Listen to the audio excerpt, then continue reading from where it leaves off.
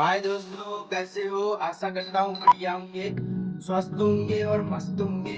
आज आए हूँ न्यू ब्लॉग के साथ। मेरा ब्लॉग का नाम है पहाड़ी दीपक। तो दोस्तों, आज हमारे वहाँ भागवत है और भागवत का तीसरा दिन है। तो दोस्तों, एंड तक जरूर देखें। और दोस्तों, आज की वीडियो बहुत ही मस्त होने वाली है और कमेंट में जरूर बताएं आज की वीडियो कैसी लगेगी। दोस्तों, हम अपने घर से निकल चुके हैं। दोस्तों, मेरी ब्लॉग में बने रहे।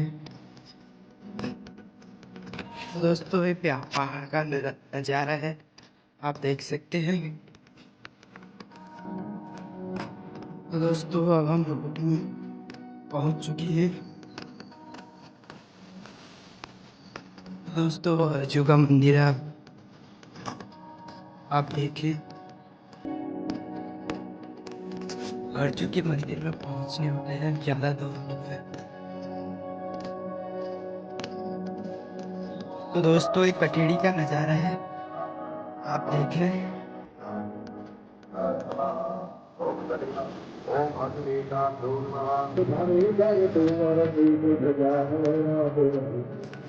हाय कर यार एक बार। दोस्तों, चंदन है। तो दोस्तों, हम पहुंच चुके हैं अर्जू मंदिर में।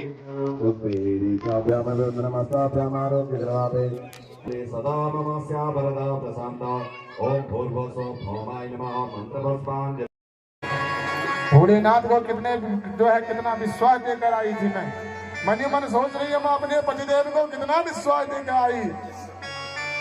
मुझे तुम्हारे प्रेम पर कितना विश्वास था। मैं बिन बुलाए पागलों की तरह आ गई और तुमने मेरे स्वामी के यहाँ पर ऐसा अपमान किया। मुझे सबसे बड़ी पीड़ा इस बात की होगी जब भोलेनाथ मुझे दक्ष कुमारी कहकर पुकारेंगे। शिवद्रोही की बेटी मुझसे कोई कहे, ये मैं कभी नहीं सह सकती। मुझे जीवन में जीवन सर्वस्व है, जीवन धन सर्वस्व है। मैं उनके अर्धांगिनी हूँ। मेरा जन्म उनके द्रोह के द्वारा हुआ। इस शरीर से मैं शिवद्रोही का रक्त है, इसलिए अब मैं इस शरीर को स्वीकार नहीं करूंगी। पर क्या करें, जब तक शरीर है तब तक ये संबंध तो स्वीकारना ही पड़ेगा। अतः इस संबंध को समाप्त करने के लिए आज मैं शरीर ही समाप्त कर दूंगी महाराज। ऐसा सती ने अपने मन में निश्चय किया। अतस्तोपन्नमिदं कलेवरं न धारिष्ये शीतकण्ठ गर्हिणं जगदस्य मोहते बिन्दुमदसो जुमुक्त शिष्यो दृढ़ं प्रसक्षते। मेरा ये शरीर तेरे द्वारा उत्पन्न हुआ है, इसलिए अब मैं इसे धारण नहीं करूंगी। और इतना कहकर माता भगवती ध्यान मग्न बैठ गई। भोलेनाथ के श्री चरणों का ध्यान करते करते दिव्यान देह प्रकट हो गई। सत्य प्रज्वल समाधि जागिना माता सती ने उस दिव्याग्नि में अपना पंचभौतिक देह को समाप्त कर दिया महाराज। भूत प्रेतादि माता सती के आते हुए जो संग में आए थे, उन्होंने जब देखा भयंकर क्रोधित हो गए। यज्ञाचार्य प्रभु ने दिव्य शक्तियों को प्रकट किया। इन शक्तियों के भूत प्रेतों को मार पीट कर वहां से भगा दिया। नारद जी ने भगवान शिव को जब यह वृतांत सुनाया, आज भगवान भोलेनाथ कुपित हो गए महाराज। क्रोध में आकर आज यदि दक्ष बस रहा है तो केवल सती के नाते। हमारी पत्नी सती का वह पिता है, इसलिए दक्ष क्षमा का पात्र बन रहा है।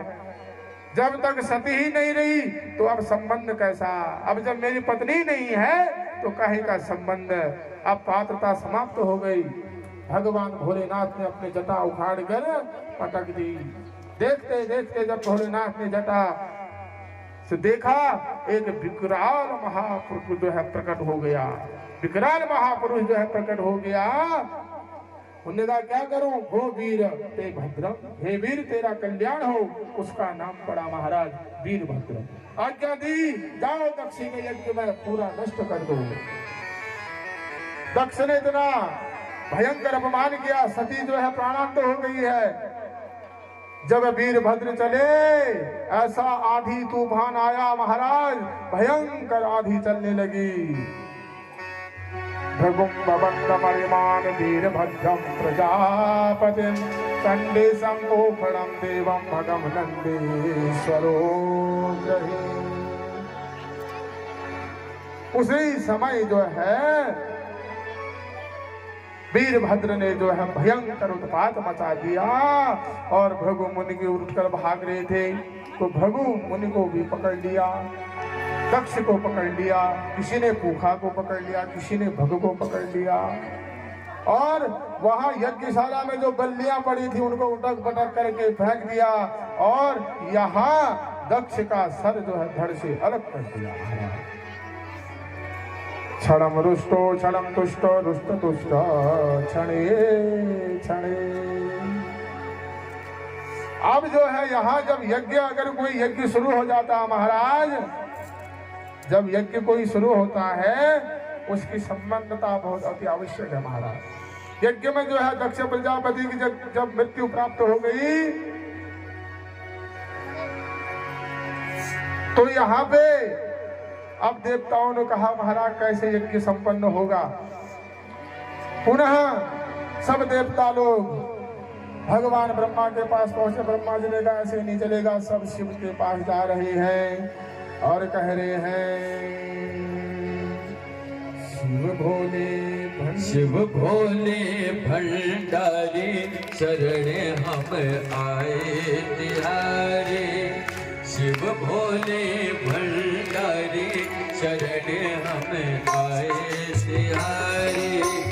रखियो लाज हमारी शरणे हम आए तिहारे।